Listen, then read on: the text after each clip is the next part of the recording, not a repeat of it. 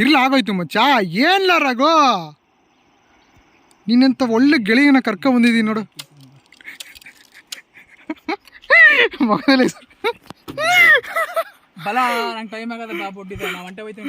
ಇಲ್ಲ ಮಚ್ಚ, ಬಾ ಮಚ್ಚ, ನೀನ್ ಬೇಡ ಬಿಟ್ಟೋಯ್ತೀನಲ್ಲ ನಾನು. ನಡಿ ಹೋಗೋಣ.